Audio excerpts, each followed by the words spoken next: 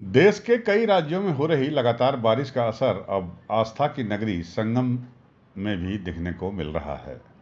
यहाँ गंगा और यमुना दोनों नदियाँ एक बार फिर से उफान पर हैं और दोनों नदियों का जलस्तर एक बार फिर से तेजी से बढ़ने लगा है। नदियों का जलस्तर बढ़ने से निचले इलाकों में बाढ़ जैसी स्थिति बन गई है और यहाँ रहने वाले लोगों में हड़कंप मच गया है। जलस्तर तेजी से बढ़ने के कारण कछारी इलाकों के सैकड़ों घरों में बाढ़ का पानी घुस गया है।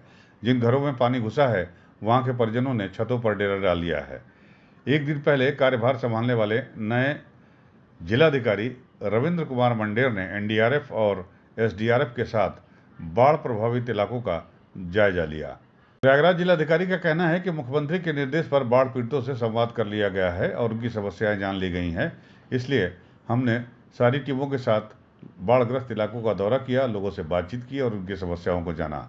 लाउड स्पीकर के जरिए ये जान ले कि कहां कहां पर भोजन की आवश्यकता है, वहां तुरंत भोजन पहुंचाया जाए और किसी को आवश्यकता हो तो 1070 कंट्रोल रूम का नंबर है, आप उस पर तुरंत सूचित करें। हम लोगों के लगातार टच में हैं। पानी हालांकि फिलहाल अभी स्थिर हुआ है, हो सकता है कल से थोड़ा कम होना शुरू हो जाए तो लोगों को थोड़ी सहूलियत मिलेगी। ग्रामीण इलाकों में बाढ़ की स्थिति को देखते हुए एसडीएम लेखपालों और प्रधान को दिशा निर्देश जारी कर दिए गए हैं कि ग्रामीणों को किसी प्रकार की दिक्कतों का सामना न करना पड़े। उन लोगों के लिए रेस्क्यू के लिए हमने 4 बोट्स भी लगाए हुए हैं और लगातार फीडबैक ले रहे हैं। वहीं बाढ़ पीड़ितों को सुरक्षित स्थान पर ले जाने के दिशा निर्देश भी जारी कर दिए गए हैं और बाढ़ प्रभावित क्षेत्रों में कई टीमें लगाकर मदद पहुंचाई जा रही है।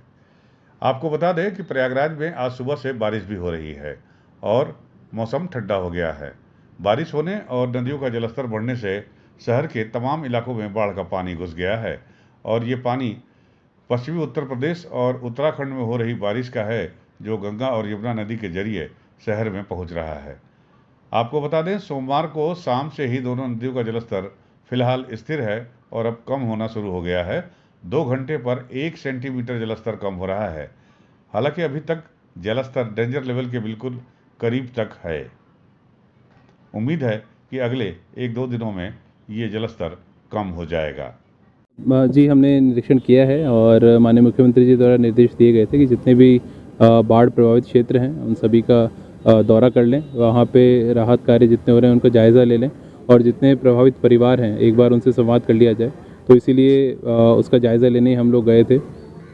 अभी छोटा बगाड़ा और बड़ा बगाड़ा जो मोहल्ला है उसको हमने देखा है और लगभग जो फर्स्ट लेन के जो नदी के किनारे के घर हैं तो वहाँ तक पानी गया है। अभी बहुत सारे लोग घरों में ही ऊपरी मंजिल पे रुके हुए हैं। उन सभी लोगों से हमने फीडबैक लिया है। जिन जिन को भी भोजन की आवश्यकता है तो वो अभी हमने हमारी तहसील की टीम को डायरेक्शन दिया है कि एक बार जितनी बोट्स यहाँ पे चल रही हैं उन बोट्स में लाउड स्पीकर के माध्यम से सब लोगों से पूछ लें और जिनको आवश्यकता है उनको तत्काल भोजन सामग्री उपलब्ध कराएँ।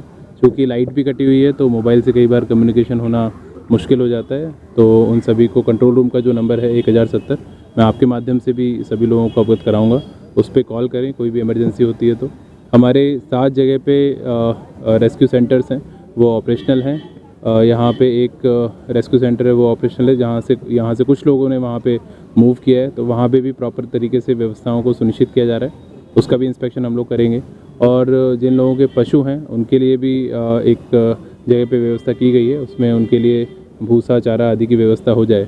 एक अनुमान ये है कि पानी अब कल से घटा है तो कल तक हो सकता है कि और पानी घट जाएगा, तो फिर यहाँ पे थोड़ी सहूलियत हो जाएगी और लोगों से लगातार हम लोग टच में रहेंगे। और आप मीडिया बंधुओं से भी अपील करेंगे, कहीं पे भी अगर आप लोगों को भी ऐसा लगता है कि कहीं फीडबैक देने की आवश्यकता है, आप लोग भी हमें ज़रूर सूचना उपलब्ध कराएं। यूपी न्यूज़ 9 के लिए प्रयागराज से विमल श्रीवास्तव की रिपोर्ट।